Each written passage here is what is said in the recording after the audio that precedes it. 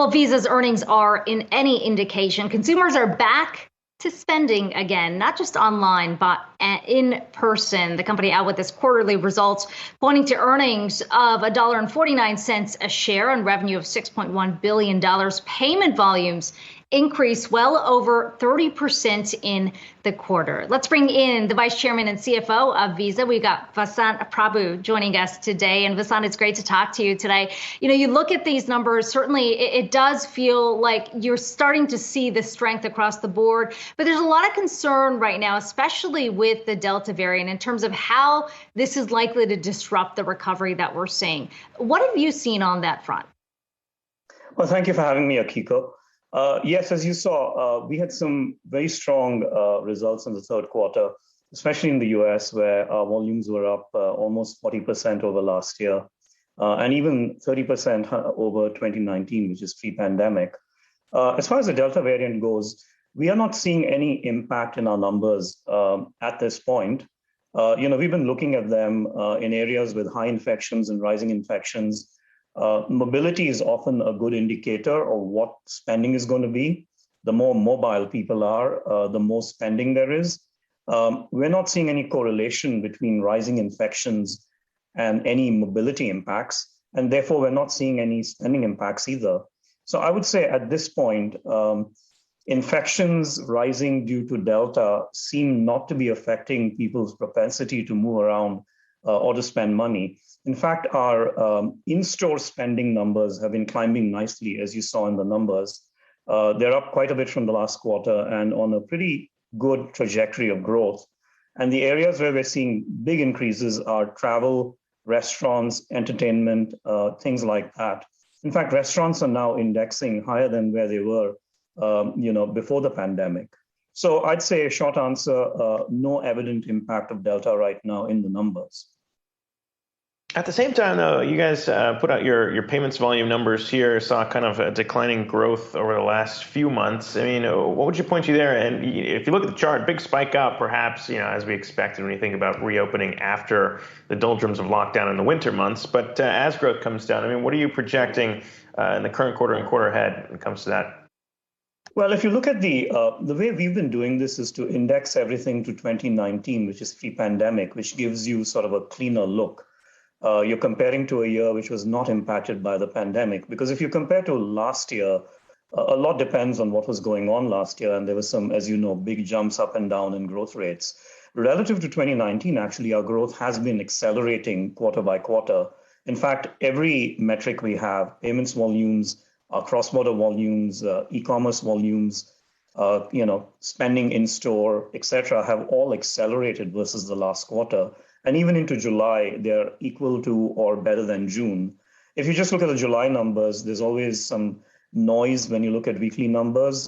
You're comparing to things that happened in 2019 or last year. I would say when you look at them on a clean basis, the trends actually have been getting better. There's no sort of weakening trend. They're either accelerating or staying the same across all our major metrics. And Vasant, I know in the earnings call you talked about sort of habits that were formed during the pandemic still sticking when you look at your current quarterly results. But we've talked so much about the strength in e-commerce. Where are people spending for in-person shopping? What are you finding on that front? You're absolutely right. I mean, we saw a significant acceleration in spending in store. I think it was a 9-point acceleration in the US from the last quarter. And at the same time, our e-commerce spend also accelerated. So the habits formed during the pandemic are not changing. In terms of in-store, the big areas of growth we've seen, as you might expect, we saw a significant improvement in the quarter in travel. Travel, by the time we got to July in the US, is approaching 2019 levels. So we're almost back to where we were pre-pandemic. If you look at restaurants, we were more than 20% above 2019 levels. So restaurants actually are now on a pretty fast growth trajectory. Entertainment is also, as of May, about 2019 levels. Remember, that's above pre-pandemic levels. So, you're back to sort of levels of spending that predated COVID. So we are seeing a lot of spending happening in what you might call classic reopening areas. And that's a good sign. The consumer is in great shape. And we're starting to see credit, especially spending by affluent customers, really come back in a big way, because now they can get around and do all the things they wanted to do that they couldn't do as long as there were lockdowns or restrictions in place. Yeah, Vasant, the other big questions that stood out to me on the earnings call were all around crypto. You had, of course, in July, the big launch of BlockFi's Bitcoin rewards card you guys partnered up to launch. You also got FTX added to your FinTech Fast Track program as crypto plays a larger piece in the quarter, 12% improvement from the prior quarter when it comes to e-commerce playing a big piece of online cross-border spending. And a lot of questions around whether or not that's going to continue, of course, as we've seen the crypto prices come back down to earth. So how do you factor that in the growth ahead for Visa as you kind of look to be pretty interested in what's going on in that space? Absolutely. I mean, we have to look at crypto on several dimensions. So, we do benefit when people buy cryptocurrencies at the various exchanges like Coinbase or Crypto.com and so on. And in the quarter between about mid-April and through the end of May, when there was a big spike in the prices in these currencies, we did see a fair amount of buying going on.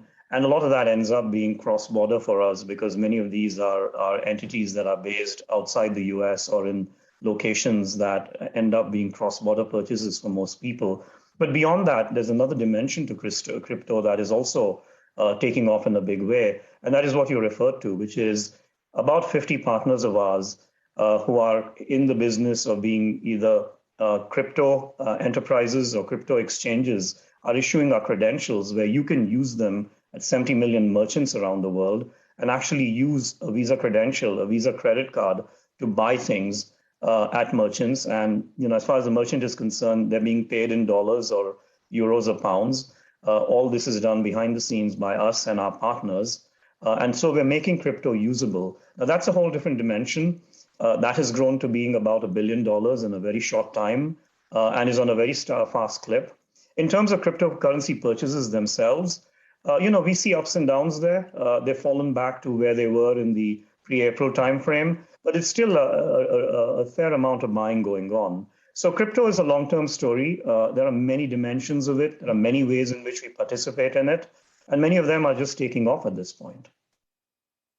Vasant Prabhu, Vice Chairman and CFO of Visa. It's good to talk to you today. I hope to have you back on the show again soon.